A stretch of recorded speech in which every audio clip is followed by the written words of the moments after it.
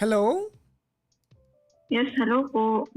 Hi, magandang umaga kung nasa Pilipinas po kayo. Good morning. Yes, good morning po. Yes po. Good morning. What's your name? Shane po. Shane? Yes. How do you spell your Shane, ma'am? Shane. Ma'am, sobrang echo po ng reception ninyo. Parang naka-loudspeaker po kayo. Naka-handheld po ako. Ano? Ito po. Wala po kayong kortina sa bahay, ganon? Wala po. Ano kasi, actually wala rin bintana. Baka yung space po mismo. Oo, sobrang ano po, echo eh. Hmm. Gusto niyo magpa-deliver po ako ng kortina ngayon, ma'am? Ayun nga po, wala po. Ipapalalamove ko po. Better po. Yan. Shane. Ito po, better. Ilang taon na si Shane? 33 po. 33. Taga saan ka po, Shane? Naik, Cavite po. Cavite. Okay. Yan. Taga Cavite. Anong ginagawa sa buhay ni Shane? Employed po. BPO. BPO. Okay. VA or ano bang pagkakaiba? May pagkakaiba ba yung VA tsaka BPO? O pareho lang? Same industry ba yan? No po. Kasi si BPO, company talaga siya, like, nag-outsource sila ng employees to cater international clients. Not like VA kasi is, ikaw mismo yung kumukontak sa foreign clients. So you work with them directly. Wala, hindi ko naintindihan. No, yun yung difference. Kasi kapag ka BPO company, Okay. si company nagpapasahod sa'yo.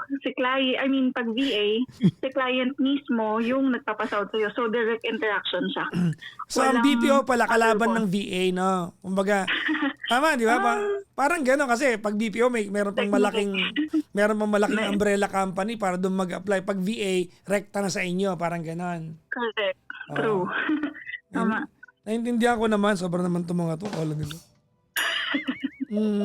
Okay. Anyways, may asawa ka na ba? Wala. Single mother po. May anak ka na. Yes. Ilan anak mo? 2 po. Ilan taon na yung panganay? 14. 14 years old. Tapos yung bunso? 7 po. 7. Same father, if you don't mind me asking? Hindi po. Hindi.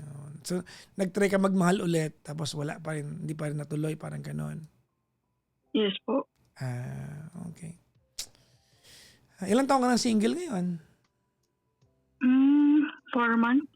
Kailan lang? So, nag-try ka magmahal ulit. Naghiwalay kayo 4 months ago. Hindi ka naman buntis ngayon. Hindi po. hindi na para doon. Oo. Kasi dapat sinasure mo yun, di ba? Yan ba yung pag-uusapan natin yung nakahiwalayan mo ng 4 months ago? Huwag na po siguro kasi... Iba na pag-uusapan natin. Nagmamahal ka na ba ulit? Hindi rin po. Family po. Family. Family. O, sige. Sa abot po na makakaya ko, magkwentuhan tayo. Sige po. Ayun. So, I'm calling para po mag-ask ng guidance and your opinion towards how I can face my family moving forward. Like, this is a family po na father side. So, meron kasi akong tinatagong galit or parang meron akong resentment towards them. Medyo tight kami, tight-knit kind of family before when I was growing up. Until, siguro, teenage years ko medyo na-stop na. Kasi before, 90s kid ako eh. So, tipong pagbakasyon, summer vacation, ayan yung pupunta sa bahay ng tita, magbabakasyon for how long. So, close kami. And then, growing up, parang during high school na nga, medyo na siya, nabawasan or nawala na siya. parang every Christmas reunion na lang siya nangyayari, nagkikita-kita. And then, marami kasi akong pinagdaan ng pangit. Like yun nga, yung nagka-baby ako ng maaga kasi achiever daw ako sa school. So it's like the expectation is high. Bilang achiever sa school, parang in-expect nila maging okay yung future ko. Magkaroon ako ng magandang work before mag-start ng family, which didn't happen kasi second year high school ako nung ma-preggy. So dun pa lang na-stop na yung ko. Parang medyo nag-stop yung buhay ko dun. And then, nagkaroon na kami ng kasi ako, laki ako sa tita. So, hindi ako technically lumaki sa parents kasi bata rin sila nag-asawa. Okay. So, tawag nito, tita ko yung nag-raise sa akin from like 2 years old ako, 2 to 3 yata or 4 years old, around that area. Tapos, ayun siya, nagpaaral sa akin until high school. I mean, first year college. Kasi nung second year nga is nag-working student na lang ako. Kasi muntik ako mamatay nung second year ako. Meron akong health condition before na nagpa-stop ng heart ko. So, sobrang baba daw ng potassium, which affects the heart. So, ayun, nagkaroon ng problem there. Tapos, nung nakasurvive naman ako, that time kasi magkaaway kami ng tita ko, like, hindi niya talaga nagugustuhan yung naging attitude ko nung nag-college na ako. Like, super barkada, tambay dito, late umuwi. Tapos, pinauwi niya ako sa parents ko. Okay. That time, my parents were on the rocks na rin. Tapos, nag-separate sila. And then kami I have 3 brothers that time. Tapos, ayun, nag-separate sila. Na-disperse kami ng mga brothers ko sa mga tita. And then, yun, nagkaroon ako ng health condition, na hospital ako. And then, nung na-survive ko naman siya, kinuha ko pabalik ng tita ko. So, nagtuloy naman ako. Doon ako nag-start mag-working student kasi parang second chance given ni tita. Hinayaan niya ako mag-working student, then bumalik ako sa school. Okay. Unfortunately, ayun nga, natanga sa love. Bata masyado, hindi pa mature mag-isip. And then, ayun, na-pregnant ako. And then, hindi ko kinaya yung tawag nito, role ko at that time. So, naging, parang pariwara. Like, hindi ko alam saan ko dadalhin yung sarili ko. Andyan na, nag-boyfriend ako agad. Wala pang 1-year-old yung eldest ko. Tapos, mas priority ko yung boyfriend kasi sa baby. Na parang si tita na yun, yung mother ng anak ko. I even missed yung christening niya, yung binyag niya. Tapos, nung parang 1 year or almost 2 years old na ng anak ko, trinay niya akong tanggapin ulit. Parang ang given lang niya, ultimatum is ayusin ko, mag-work ako. Parang for the meantime, masuset aside yung studies kasi kailangan mag-work para buhayin yung anak ko. Noong time na yan, ilan na anak mo noong time na yan? Isa pa, yun yung panganay pa lang po. Panganay mo, okay. So yun, ano ba? Tinanggap niya ako pabalik. Tapos doon ako nag-start mag-BPO. So that was way back 2012. Okay. Doon ko na-redeem yung sarili ko. Nag-back to work ako. Pero something in me na I'm still trying to analyze. Parang, kasi yung feeling na hindi ako pwede na walang boyfriend. So kahit nandun pala ako sa process na ayusin yung sarili ko, nag-boyfriend ako ulit at that time na nag-start ako sa BPO. So this was way back 2013. Okay na sana, pero dahil yun nga, magulo ko as a person, sa yung isip ko lahat, magulo pa lahat. Tapos nag-entertain na naman ako ng lalaki. Nagulo. And then 1 year after, nag-iwalay din kami kasi hindi niya kinaya ugali ko. So, from there, nag-progress naman siya. Like since 2013, 6 years after. Tsaka lang ulit nagka-hiccup yung buhay ko na na-preggy ako ulit. No, nag-try ulit akong mag-boyfriend. Kasi for that 6 years, parang ano lang, puro online dating app lang, kita-kita lang, pero nothing like, parang stable, no stable relationship. Mm. Hanggang sa, nung na-preggy ako ulit ng 2019, that time, tawag nito, okay naman, stable na ako, like, 50-50. Like, isip-wise, meron naman akong nag-gain na experience and learnings for the past 6 years na ganun lang. Steady lang ako na work lang, online dating on the side, little, konti lang. And then, nung nabuntis ako ulit, na-disappoint din ako sa sarili ko. Kasi sabi ng tita ko, ayan na naman, expected ko talaga nun is mag-aaway na naman kami like katulad na nangyari sa firstborn na parang masisira na naman ulit lahat. Pero thank God kasi hindi naman siya nagalit ng as in. Parang tinanggap na niya na may ganun talagang mangyayari sa akin hanggat hindi ako stable like mentally sa pagkaroon ng relationship. Tapos, Okay. around that time, eto na, medyo dito na nag-start yung ano ko, sobrang deep na wounds ko. Kasi after that year, that year na nanganak ako, parang ilang months lang, November yun eh. So parang December, 3 months after na-diagnose kasi siya ng terminal cancer. Who? So, tita, sorry. Okay. Because I was back with her since 2012 to 2019. Sorry. Correcting lang po yung timeline. 1-year-old na po pala yung bunso. 1 year after that, yun yung na-diagnose siya ng terminal cancer.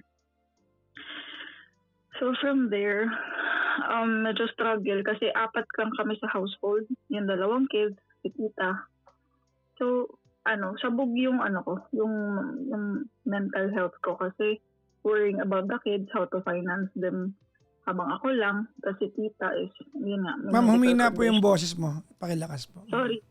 Apo, yun. Nagkaroon siya ng medical condition nga. Okay. So, ang hirap kasi like, yun nga, 4 lang kami. She's got like siblings pa naman. Pero kasi siya, single din siya. Wala siyang family na on her own. She's not married. Sa akin yung, kumbaga sa amin nabuhos yung buong buhay niya. Tapos ayun, February of 2021 yata yun, nang na-diagnose siya and she died ng September 2021. Parang kalahating taon lang. Yes, kasi binigyan siya ng treatment, like pinag-chemo naman siya, pero hindi niya talaga kinaya yung one session pa lang. As in, nag-deteriorate siya agad kasi hindi kinaya. Since terminal, I was thinking na parang very high dosage talaga siya kasi itinatry agapan, pero yun, hindi kinaya talaga ng katawan niya. So half year, yun nga, nag-pass din siya. And then dito na yung parang nagkaroon na kami ng I don't know what to call it, parang miscommunication ba or ewan. Nagkaroon na ako rin ng sama ng loob sa mga like tita ko, yung mga kapatid din yun ng father ko kasi father side lahat to. So parang nagkaroon ako ng sama ng loob sa kanila kasi right after may pasok sa columbarium yung aunt ko, yun yung tita ko, they started questioning about money na I had to like account all of it to them. Pinagawa na ko ng parang spreadsheet, how much came in, magkano yung nagastos throughout the hospital stay kasi in and out siya ng hospital. And for me, parang medyo offensive siya na para bang I did something sa pera kasi na-short sila latter part. They had to pay doctors ng tawag nito, parang promissory lang. Tapos, yung aunt ko kasi, si tita, bago siya nag-pass, parang 1 month before she passed, pa naman siya, like, very able pa naman siya magsalita, magsulat, mag-decide dun sa mga donations or parang mga help na dumating sa kanya. So throughout, parang siya naman nag-manage nun. I was just yung ano lang, ako lang yung taga-bayad dito, taga-punta doon, taga-bili ng kung ano naman yung gusto niya. So hindi ko siya in-account parang per ano, kung up to the last peso. Nag-keep lang ako ng receipts, yung mga significant amounts, pero not totally like yung tipong 100 na pandesal, mga ganyan. Hindi ko na yan in-account. Kasi nga, food naman yun eh. Transpo naman yun here and there. Parang, yun, parang ang gusto pala nila ng mga tita ko, mga other tita ko is, alam mo yun, i-detail ko yun sa kanila lahat para lang magbangga, kumbaga, mai-account nila. Well, Na dapat that's what accounting means. right. I mean, It's called 0-0. That mas 0-0 mo yan. Well, I mean, with the situation nga kasi, having said na hindi naman ako totally 100% nag-decide on the money that came in, parang paano ko magbabacktrack? Kasi hindi naman ako nag-notes or nag-jot down ng... Magkano ang discrepancy? Roughly 100. So, 100. merong 100,000 na unexplained. Na, ayun nga, I really cannot backtrack since hindi naman ako personally yung 100% nag-handle ng finances. Sino pa yung iba? Yun nga po, si tita. Si tita yung like, yung other, yung mga decisions sa mga small increments lang, like mag-grocery here and there. Padala mo kay ganito para makapunta dito, makapagbantay sa akin. Ayun po. So anything na walang resibo, like yung mga store purchases lang, mga sari-sari store lang, bakery, mga ganong walang resibo, hindi yan na-account. And then, after that, since yung bahay kasi na tinitirhan is pagmamay-ari ng parents nila papa, and yun nung tita kong nag-pass, parang 2 months after the death is napalis kami ng kid. They wanted to sell it na. Sino may-ari ng bahay? Yung lolo at lola po sa father side. Okay. Which hindi rin siya legally owned kasi ano siya, medyo magulo yung title ng property. So they decided na parang yun nga, masakit lang sa ulo, it will cost them more keeping it. So yun, they had to let me go.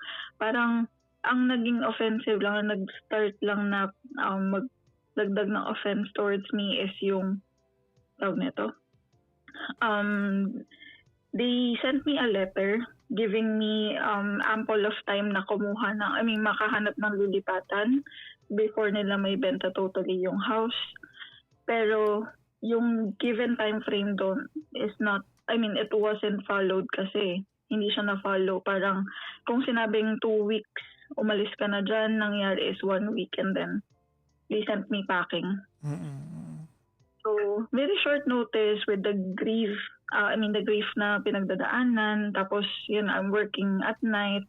Tapos, meron akong 2 bata. Very, very hard for me na ganun kabilis makahanap na lilipatan. Wala akong savings kasi I support that household sa allowance ng tita ko. Tapos, yung expenses sa household, lahat akin yun. Since yung tita ko nga tumutulong sa akin mag-alaga ng kid. So, sobrang mahirap siya. And then, ang nangyari na lang is, nagstay na lang muna ako sa parents ko, which is sa Cavite. Tapos, ayun, I was trying to avoid sana na magstay sa kanila kasi sa household naman ng parents ko, both parents kasi, parang that time, late 40s lang. Like, they're still able to work. Pero hindi sila nag-work kasi for a long period of time. So, walang stable income doon. Ang mangyayari kasi is, since I have 4 brothers na at that time, 3 brothers pala rather, kasi namatay yung sumunod sa akin. So, yung 3 brothers ko, lahat naman ay hindi rin stably employed. May isang, 2 nag-aaral, isang medyo adult, pero yun nga, walang stable income. And yung parents. So, I will shoulder more. Sabi ko, hindi ko kakayanin.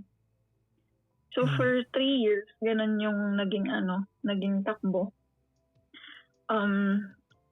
I just did my best hanggang sa namatay na naman si Papa. Si Amina naman, namatayan na naman ako. Yung father ko nag-pass away ng March. Andito yun na lang ulit yung naging reunion namin ng mga aunt ko, ng mga tita ko na kinasamaan ko ng loob. Mhm. So, doon na naman narinig ko yung mga ano nila, like yung mga ano nila before, tungkol sa, yun, about money, about yung sa papa ko. Kasi si Papa is under yung HMO ko. So, very seldom niya nagamit kasi ayaw niya nagpapa-hospital. Tapos parang, basta maraming na-brought up na mga issues nila in the past na parang naririnig ko yung about sa bahay ulit dati na binenta na nare-relieve ba. Pero whenever I look at yung casket ng tatay ko, parang napapaisip ako, hanggang kailan ko ba i-hold on yung sama ng loob? Should I really just parang keep na lang to sa sarili ko? Or should I talk to them? Na ganun yung naramdaman ko way back kay tita, and then now kay papa, ganun na naman yung nararamdaman ko. Kasi parang, whenever nag-uusap-usap, like chit-chat sila, ang nasa surface is parang we're not doing our best as a family. Lalo ako na panganay, parang hindi ko ginagawa yung best ko. Wherein, hands-tied ako eh. Nakatay yung buhay ko kasi sa mga anak ko eh. Parang for me, for the longest time, hindi 100% ko nabibigay sa kanila. And now, parang, ayun, it's a question na naman. Ano na naman bang hindi ko nagawa? Para bang kulang na naman ba ako? May hindi na naman ako nagawa as anak. So, ayun, dun po naiikot yung pain ko recently. Na parang, should I face the titas? Tell them how I feel para ma-reconnect, ma-repair ko yung relationship that we had before. Kasi ang dami naming nami-miss out na mga events ng family. Like kapag nagre-reunion sila tuwing December, hindi na kami ma-attend. Kasi yun nga, ayaw namin na makakarinig na naman ng sermon. Ako, ayaw makarinig na masermonan ako. Kasi I've been doing my best. Mhm. Ayun.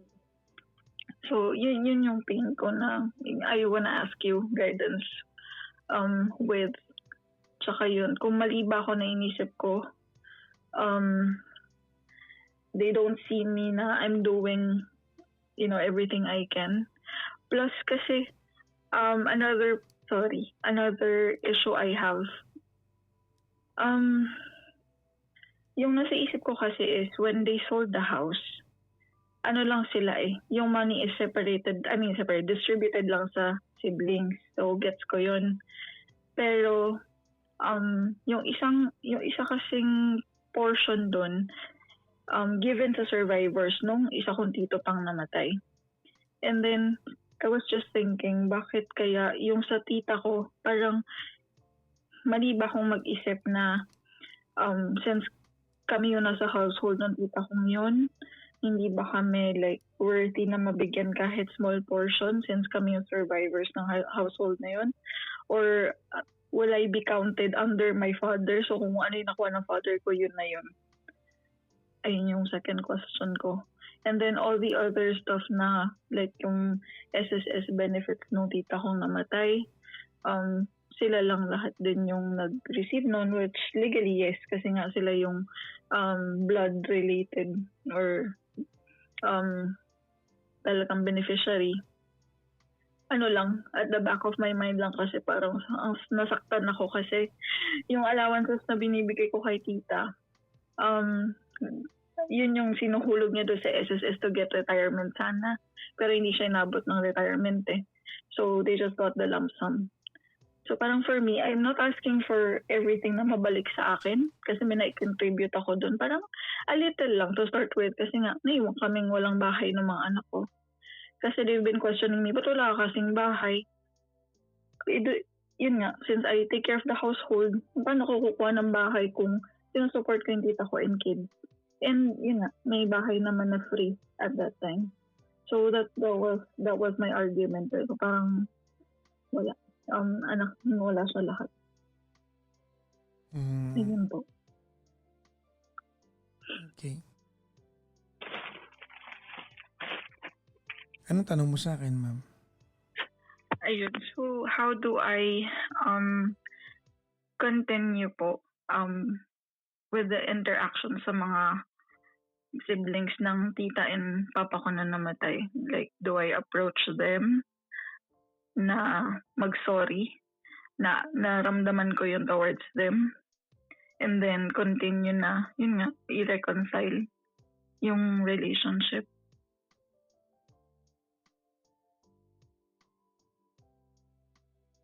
Okay. I think you are asking the wrong question by asking that. Ano? I think that shouldn't be the question tonight.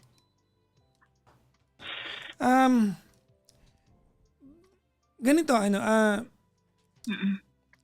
Shane, Apo. I think you have this illusion na may karapatan ka sa mga bagay na gusto mo mapunta sa'yo. No? Nandun ka, because you grew up with your tita that puts you in the position where you can demand something when your tita passed away. Feeling ko wala kang karapatan doon. No? Okay po. Alam mo yan. Mhm. Siguro ang inihingi mo yung konsiderasyon na ako naman yung kasama ni tita, bakit wala akong hati. Kasi maliwanag Tinatanong mo, dapat ba yung share ng tatay ko, yun na lang yung share ko, dapat may hiwalay ako. Bakit ka magkakahiwalay? Share. Okay. Bakit? And yung mga kapatid ng tita mo, they have this, di ba, yung mga kapatid ng tita mo na namatay, na ang sabi mo kanina, medyo komplikado kasi ito eh. Sige, pag-usapan natin. Para bang wala silang konsiderasyon sa'yo? Tama, mali? At the back of my mind, yes po, for me. Apo. But all your life, yung tita mo namatay took good care of you. Kaya namihasa ka nga eh. Mhm. Diba? Okay po. Namihasa ka nga eh. Okay po. Diba? Your tita, ikaw yung sakit ng ulo ng tita mo eh. Mhm. Ikaw yun eh. Apo. Tinan mo to. Okay lang maging honest ako sa'yo, ma'am. Sige po. Apo. Okay. Sa mamaloob mo kasi napagbintangan ka because you were not able to account the money para mag 0-0. Tama, mali? Yes po. Finances yan. No? Apo. Granting na gusto kong maniwala sa'yo. I wanna believe you. Diba? That you spent the money that you spent accordingly, diba? And you did not squander any part of it. Let's go ahead and believe that. Okay po. Okay. Kasi alam mo naman sarili mo kung nag-in-squander mo yun o hindi. Tama? Yes po. So, hindi mo in-squander yun. To your Apo. claim, you spent the money accordingly. Wala ka doon in-squander. Ibig sabihin, wala ka doon winaldas nang hindi nararapat ka. So, tama, mali? Tama po. Ikaw yan. But you have to remember, Shane, you were not able to build a reputation that's trustworthy. Bakit ka naghahanap sa kanila ng ikakatrust nila sa'yo? Hindi mo naman sila binigyan. Diba? Ng dahilan para maging trustworthy ka sa paningin nila. Okay po. Alam naman natin, Shane, nagkamali ka sa buhay. You were trying to pick yourself up. Pero yung mga kapatid ng tita mo, malamang iba tingin nila dyan. Ang tingin nila, alam mo, ang sakit ng ulo ng kapatid ko sa'yo. Okay po. Tama ako mali. Alam mo, narinig mo yan. Yes po. Exactly. At hindi sila mali doon. Mahal ka lang talaga ng tita mo. Apo.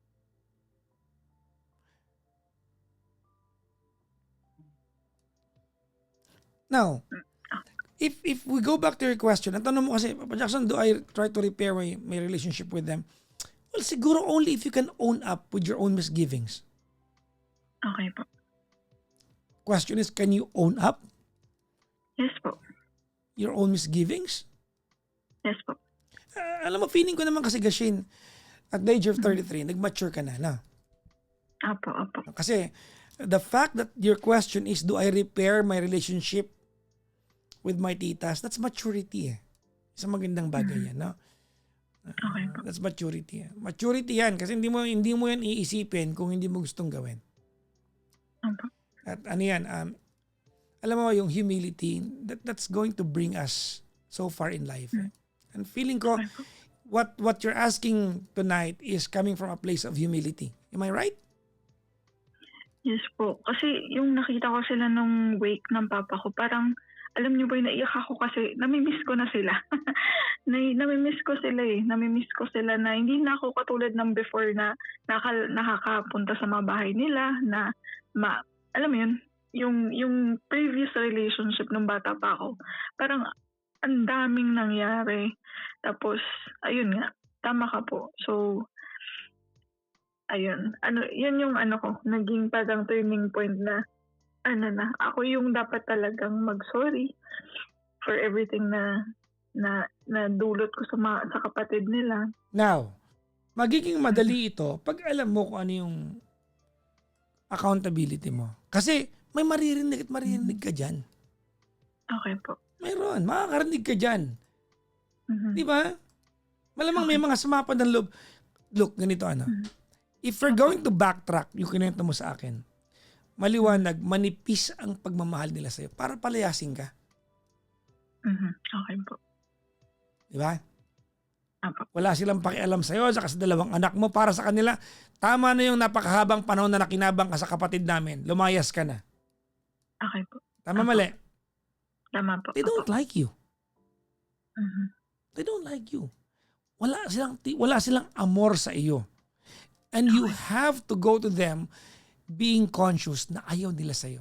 Now, maybe yung bagay na ayaw nila sa iyo, maybe that was then, nung hindi ka pa nagmamature. Mhm. Siguro, no? Siguro ibang tao ka na ngayon. Siguro, alam mo, iba ang nagagawa ng responsibility sa atin eh. Yes po. Pag nagkaroon ka ng obligasyon sa buhay, nagmamature ka. Kahit ayaw mo, nagmamature ka. Mhm. Di ba? Yes po. And the way you tell me the story tonight, your story tonight, I really feel that there's a lot of maturity, wisdom of maturity in this story. Diba? Hindi mo ina-assume na may mana ka dapat, nagtatanong ka lang. That's good. Apo. Nagtatanong ka. That's good. You're not assuming, no? Kumbaga, para sa'yo, parang, Nagwa-wonder lang po. oo, kumbaga, family naman eh. Mhm. Mhm. Bakit wala ako? Tama, parang ganun na. Ako ganun lang naman po. And that's good. That's maturity. Now, total, nag-agree naman tayo parehas. Let's go to your question now. Do I try to repair my relationship with them? Of course. Mhm. I think this is a hole in your heart that you want to patch. Yes po. Yeah. I think we can both agree when we say that these are family members you cannot get rid of. Mhm. Yes po. Diba? That you will always miss hanging out with them. And they are not going to go your way. Ikaw ang lalapit sa kanila. Now, Okay po. if you're just looking for a friend to tell you na, alam mo, Shane, there's no shame in humility. Let me be that guy. Of course, Shane, there's no shame in humility. Sa kaduluduluhan ng araw, family mo ito. Opo. The fact na itawag mo sa akin to, ibig sabihin, you miss them so bad. Yes. May tanong ako sa iyo, ma'am. Kasi, alam mo, you are in the best position to tell this to us, no? Alam mo, nothing can replace a painful experience. Tama, mali? Yes. The most profound lessons in life are learned during a painful experience. You agree? Yes po. At marami ka nito, tama? Yes. Sobra. I want you to tell me, because I want this to be verbalized and vocalized tonight. Mhm. What did you learn? Yung parang ugali ko kasi talaga yung defensive ako na hindi na ayun, yung pagiging defensive, hindi siya nakakatulong at all. Like, ano muna, dapat maging receptive muna ako. I-process ko muna siya bago ako mag-react. Kasi I usually, nagde-depend ako na, magde-defense muna ako before ko i-address yung talagang situation. And then I always act out of emotions. So, yun yung inaaral ko ever since nawala yung tita ko, tsaka papa ko. So, yun. Usually tumatahimik na lang muna ako kasi nga, never siyang nakatulong sa akin. For my whole adult life, no? Yung pala desisyon ako agad, yung pala react ako agad, pala sagot ako agad, yung nagiging defensive ako, hindi siya nakatulong at all. Lalo lang ako napapasama. Kasi yun nga, I mean no harm, pero ayun, dahil nagiging defensive ako, nagiging mali yung interpretation ng iba. Na hindi naman talaga yun yung gusto kong iparating or itawid sa kanila.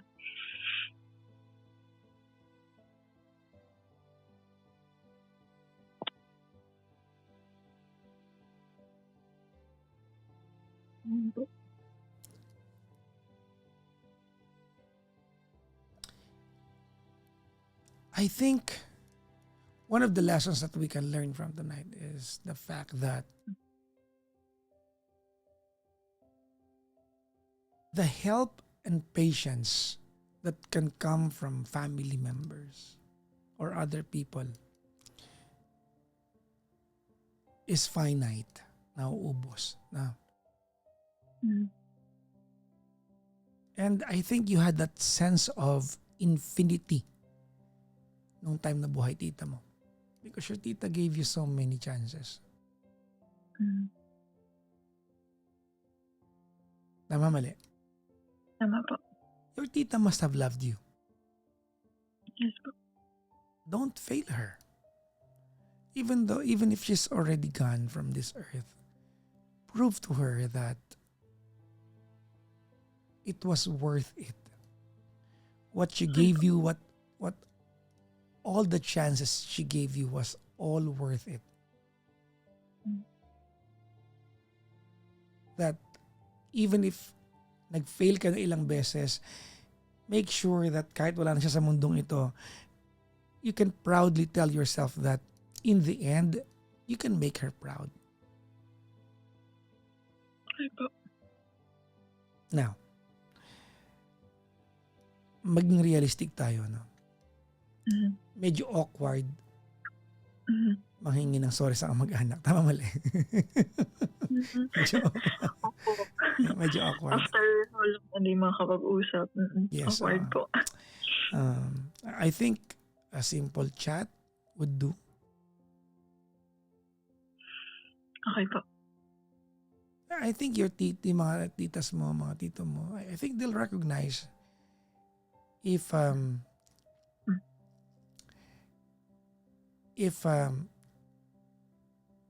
you're really sincere reaching out to them. And don't take offense muna. No? If at first hindi sila warm sa iyo. No? Pero alam mo, Shane, ganito. Let me be the first person to tell you, I'm so proud of you. Thank you. Yes, because what you're trying to do tonight is so mature that only a person who's been through a lot and learned from it can think of. I think your tita will be so proud of you na naiisip mo to ngayong gabi.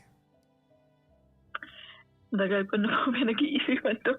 Siguro 3 years ago. Ay, hindi. Actually, simula namatay siya. Pinag-iisipan ko, paano ba? Kasi parang, for the longest time, sabi ko, hindi nakakatulong yung masama loob ko sa kanila. Parang bumibigat ng buhay ko. So sabi ko, I really hope na one day, yun nga, magkaroon ng clarity to kung tama ba yung lahat nasa isip ko, nararamdaman ko. So, ayun po. Well, may pinanggagalingan naman talaga sila, di ba? Noong time na yan. Okay po. Yes po. Ay, teka lang. Shane. Yes. Yes po. Nag-chat yung tita mo. Ang sabi? Sabi lang niya, gawin mo na ASAP. Sige po. Sabi niya. Okay, copy. Ang bilis I'm so proud of you. Don't fail your tita.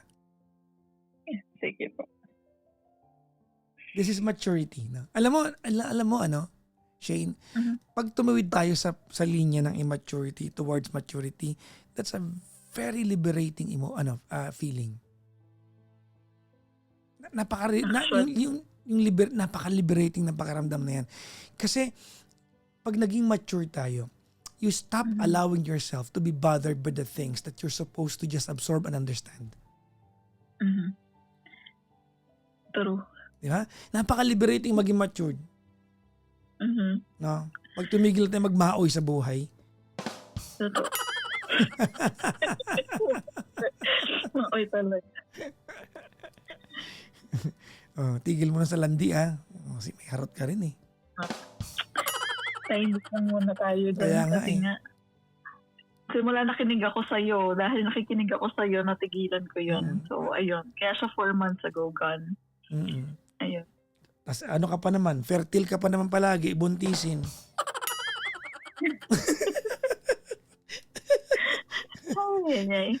Natawa ka, di ba? Kasi yung dalawa mo unplanned, di ba? Opo, totoo. Well, ayun. So, minalas ako dun sa last relationship eh.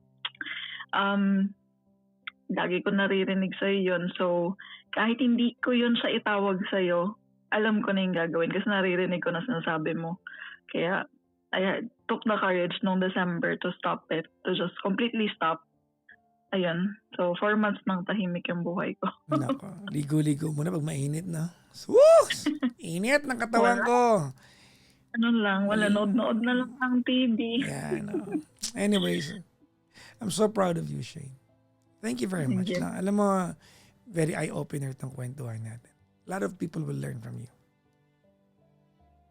Thank you po for the clarity, for giving me the clarity and yun, for letting me see na yun, yung mali sa part ng mga naiisip ko sa buhay.